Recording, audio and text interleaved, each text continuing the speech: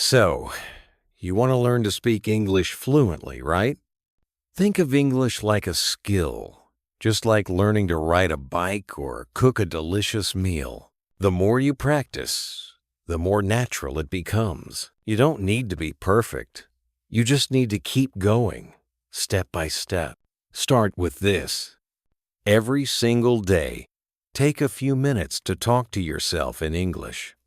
I know it sounds strange, but stay with me. Picture this. You're brushing your teeth in the morning, and you can think of simple things like, okay, after this, I'll make breakfast. I think I'll make eggs today. Then I'll wear my favorite blue shirt and get ready for work. That's it. Just talk to yourself about your day in simple English. You're training your brain to think in English. Now, let's make it a little more fun. Imagine you're a movie star in your own life, and you're narrating everything. You walk into the kitchen, open the fridge, and think, what's for breakfast today? Ah, I see. The milk is almost finished. Better make a grocery list. Just like that, you've started using English naturally, without even thinking too much about it. And speaking of breakfast, let's talk about conversations. You know how sometimes when you're in a cafe or restaurant, you hear people around you talking. Instead of just sitting there, I want you to imagine you're part of that conversation. In English, you don't even have to say anything out loud, just in your head. Pretend someone's asked you, "How are you today?" And you respond with, "I'm doing great. Just enjoying my coffee." It's about using your imagination to put yourself in English-speaking situations. Here's another trick. When you watch your favorite shows or movies in English, pause after a sentence and repeat it. You might be watching a show where someone says, "Hey, what's going on?" Pause the show and then say it out loud. "Hey, what's going on?" Do it until it feels natural. This way, you're not just learning words. You're learning the rhythm of how native speakers talk. Let me tell you a secret about listening practice. When people say they want to get better at listening, they often think they need to understand everything from the start. But no, you don't. Just focus on understanding the main idea first. Picture this. You're listening to a podcast, and they're talking about their weekend. Even if you don't catch every word, you might hear something like, "Saturday beach, really fun." Boom. You've got the main idea. They went to the beach on Saturday and had fun.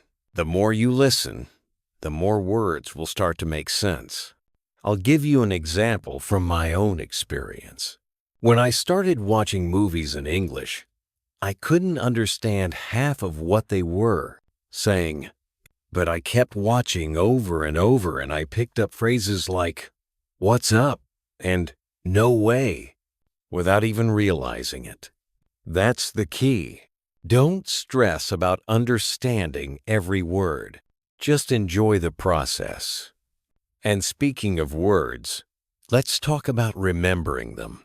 You know that feeling when you learn a new word, but then, a week later, you've completely forgotten it. Here's how to fix that. When you learn a new word, use it in 3 sentences right away. If you learn the word amazing, don't just stop there. Say, "The weather is amazing today. That movie was amazing. I feel amazing after that workout." You're not just memorizing. You're actually putting the word to work. Let's add a little more to that. Whenever you come across a new word, write it down. But don't just write the word. Write it in a full sentence. That way, you will remember how it fits into a conversation. For example, instead of just writing excited, write, "I'm excited to learn English today." This is a small trick, but it works wonders for your memory. And hey, if you're someone who likes a challenge, here's something fun you can do.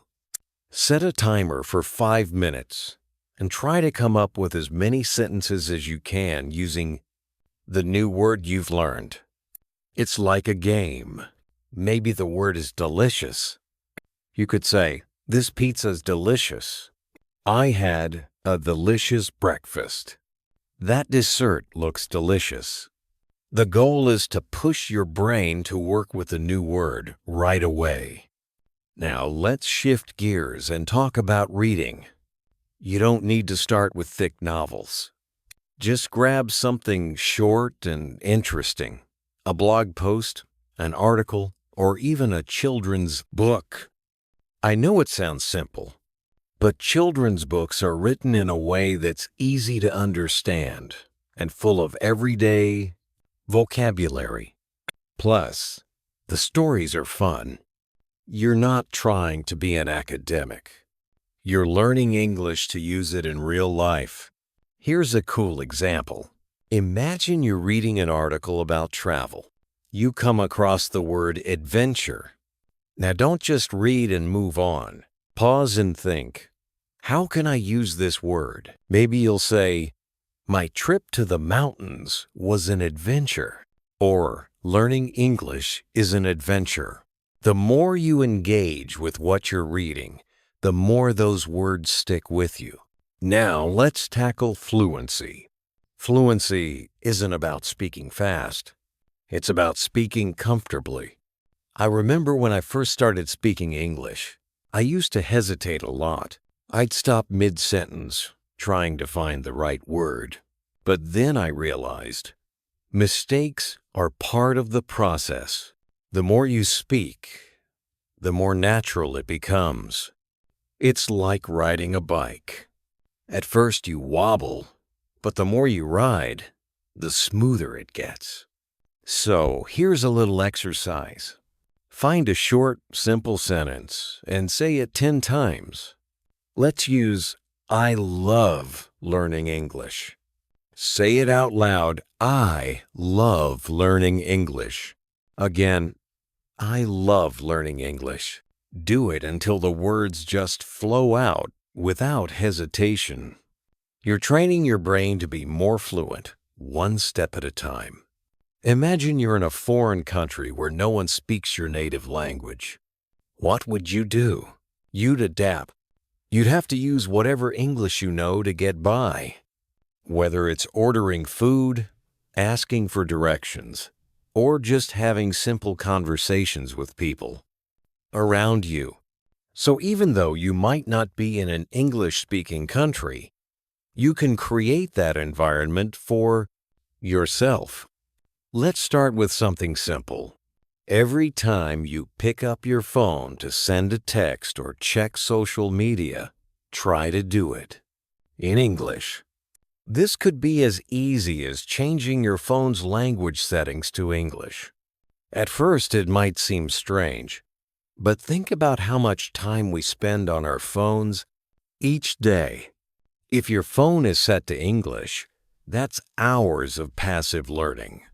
You're forcing yourself to read, process, and understand English just by doing everyday things like checking your messages or browsing Instagram. Now, I want you to imagine something fun. You've just met someone new and they only speak English. You want to tell them about yourself, your day, your plans? Go ahead. Try it right now. Hi, my name is your name, and today I'm feeling really excited because, and keep going. You don't need to have someone in front of you. Just imagine you're introducing yourself to someone. It's all about getting comfortable with talking, even when no one's around to hear you. Let's make this even more interesting. Have you ever noticed that when you listen to native speakers, they don't always follow the rules we learn in school? Sometimes they use slang short forms or they even skip words altogether. For example, instead of saying, "I am going to the store," they might say, "I'm going to go to the store, or instead of, I don't know, they say to know. These are the little things that make English sound more natural. So, how do you start speaking like that? First, it's important to understand that natural English isn't about using big, complicated words. It's about flow. It's about the rhythm of the language. For example, when you say, "What's up?" it sounds casual, right? Now try saying, "What are you doing today?" It sounds a bit more formal. But if you want to sound more relaxed and natural, you could say, "What are you up to?" Or even, "What ya up to?" You see, it's not just about vocabulary. It's about how you use that vocabulary in everyday conversations. Speaking of everyday conversations, let's practice with some real-life examples. Let's say you're meeting a friend for coffee. You could say something like, "Hey, want to grab a coffee?" That's casual, right? But now, let's expand it. Imagine your friend asks, "What have you been up to lately?" You could reply with something like, "Oh, just the usual. Work's been busy, but I've been trying to relax when I can." Notice how natural that sounds. You're not trying to be fancy. You're just being real. The key to fluency is getting comfortable with this natural flow of conversation. Let's try another example. Imagine you're at a party and someone says, "Hey, I don't think we've met before. What do you do?" You could reply with, "Oh, hey, I'm your name. I'm at your job. I love what I do, but it keeps me super busy." See how simple that is? You're not stressing about perfect grammar. You're just communicating. Let's talk a bit about confidence now. One of the biggest things that hold people back from speaking English fluently is the fear of making mistakes. Let me ask you this. What's the worst thing that could happen if you make a mistake while speaking English? Someone might correct you. That's it. No one's going to laugh at you or judge you. Everyone knows how tough it can be to learn a new language. In fact, most people will respect you more for trying. So here's what I want you to do. The next time you speak English, expect to make mistakes. Yep, you heard me right. Expect to make mistakes and be okay with it. It's part of the process. In fact, the more mistakes you make, the faster you'll learn. Picture this. You're talking to someone, and you accidentally mix up a word or two.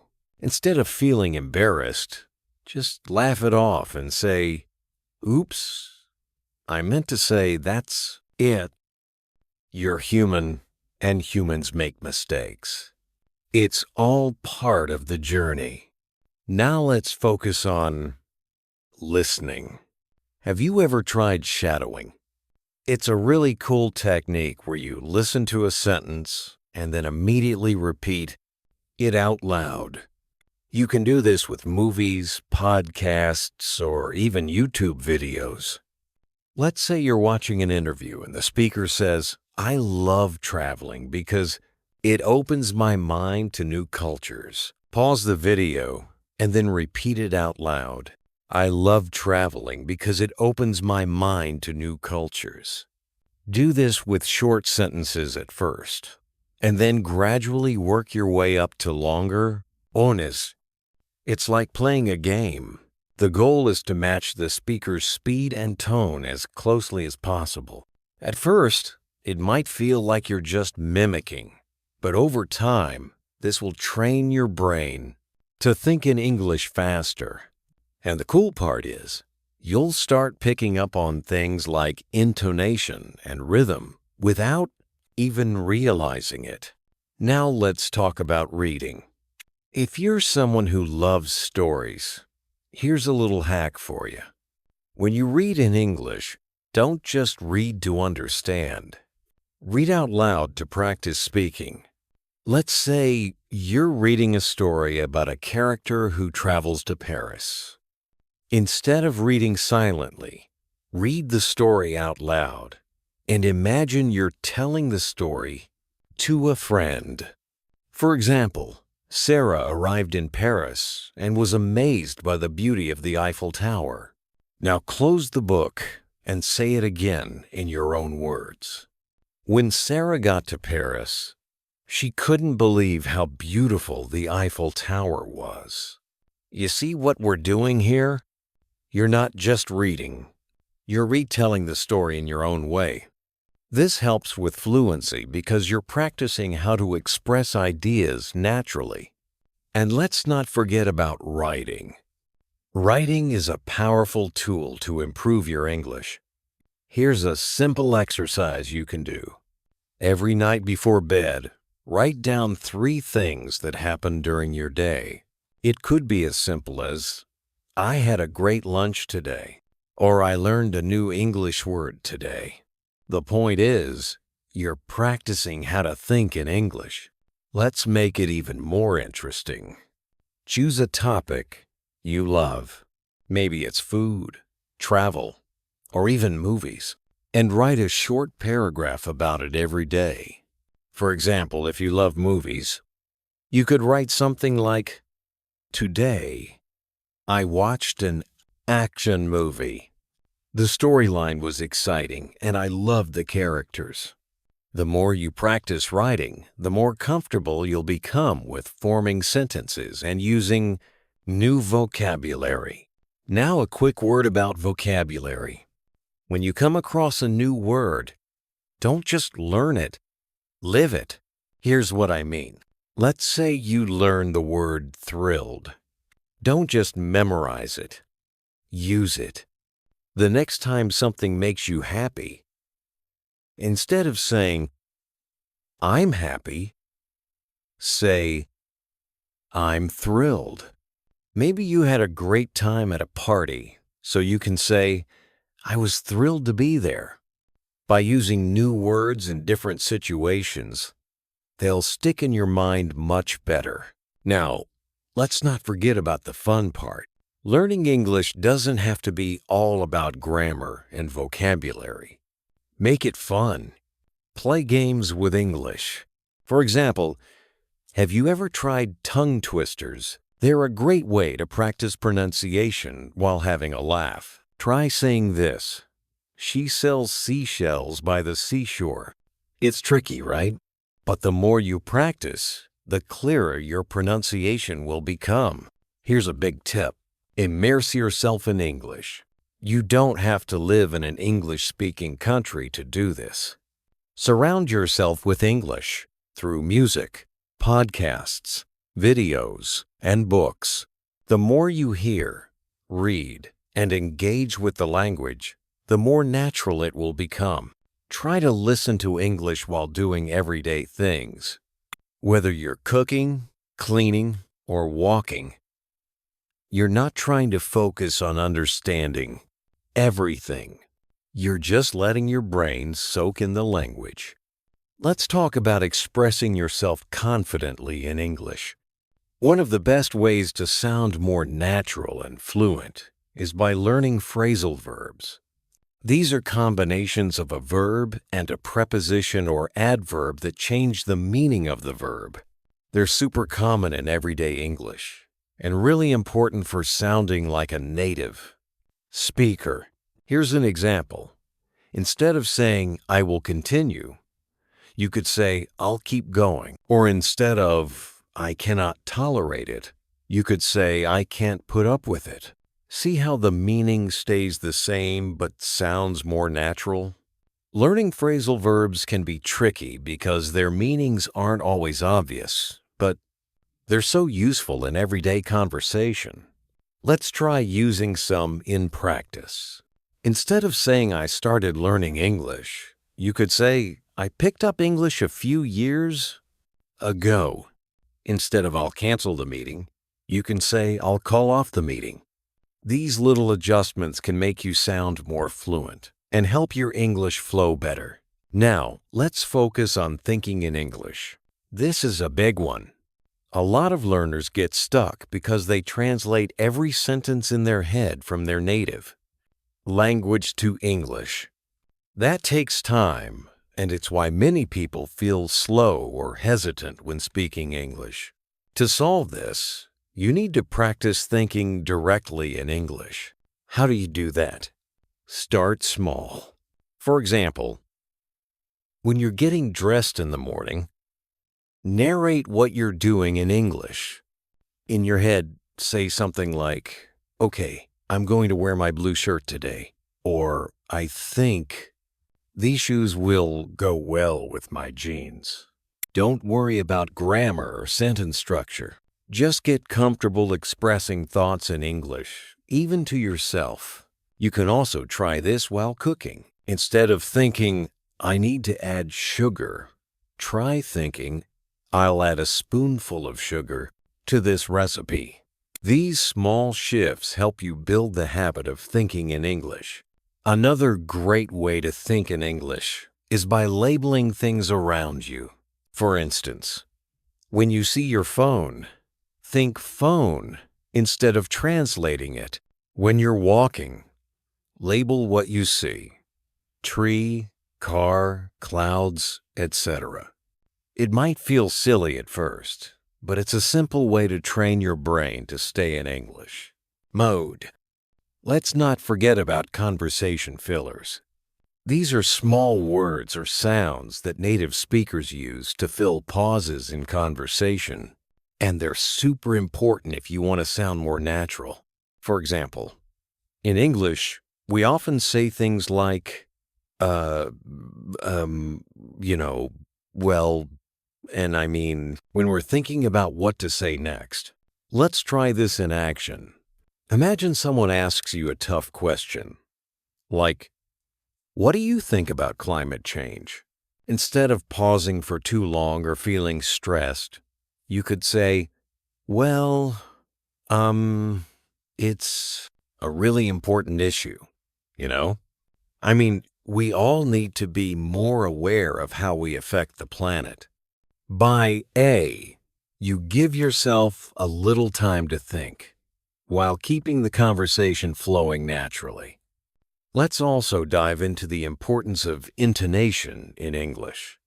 Intonation is the rise and fall of your voice when you speak, and it can completely change the meaning of what you're saying. In English, we use intonation to express emotion, make questions, or emphasize certain points. For example, if you say, "You're going to the party," with a flat tone, it's just a statement. But if you raise your voice at the end, "You're going to the party," it becomes a question. Intonation is crucial because English speakers rely heavily on it to understand whether someone is being serious, sarcastic, surprised, or confused. Let's practice with some more examples. You did what? Rising intonation to show surprise. Oh, that's great. Rising intonation to show sarcasm. By playing around with intonation, you can start to express a wide range of emotions in English, making your speech more dynamic and engaging. Another powerful idea is role-playing. This is where you imagine different situations and practice how you would respond in English. It's a fantastic way to prepare for real-life conversations without any pressure. For example, imagine you're at a job interview. How would you introduce yourself?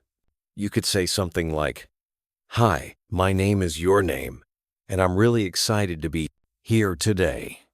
I've always been passionate about your field, and I'm looking forward to bringing my skills to this company." Or imagine you're ordering food at a restaurant. You might say, "Hi, could I get a large coffee and a sandwich, please? Oh, and can I have that to go?" Practicing these scenarios helps you feel more prepared for when they happen in real life. You can also role-play conversations with friends or family.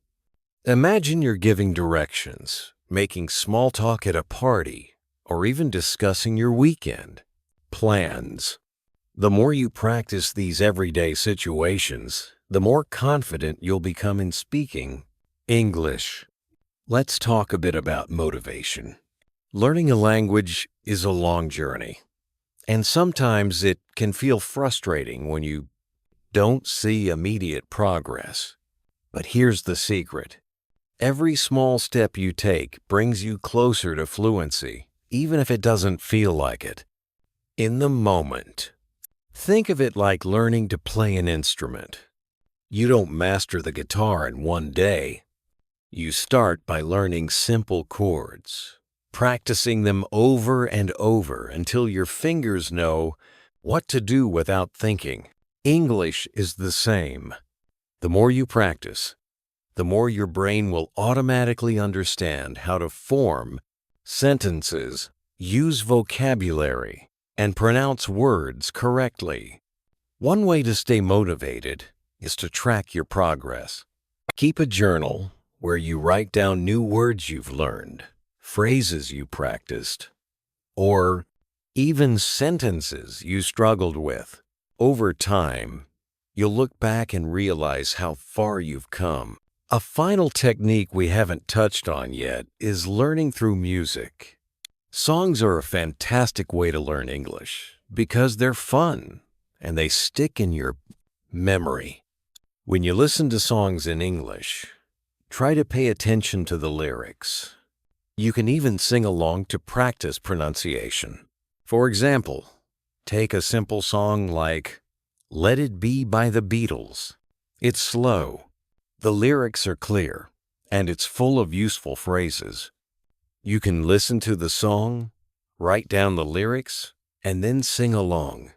Not only will this help you improve your listening skills, but it will also boost your speaking and pronunciation as you mimic the singer's voice. If you enjoy music, pick a few of your favorite English songs and use them as part of your learning routine. Not only will this make learning fun, but it will also help you remember phrases and vocabulary much more easily. So here we are with a wealth of tips and hacks to continue your English learning journey. You've got so many tools at your disposal, from practicing phrasal verbs, thinking in English, using fillers and intonation, to role-playing and staying motivated. Keep practicing, keep pushing forward, and most importantly, keep having fun with it. Tomorrow, we can explore even more ways to master the language. But for now, take these tips, apply them, and watch your confidence and fluency grow every day. Remember, English isn't just a language to study. It's a language to live.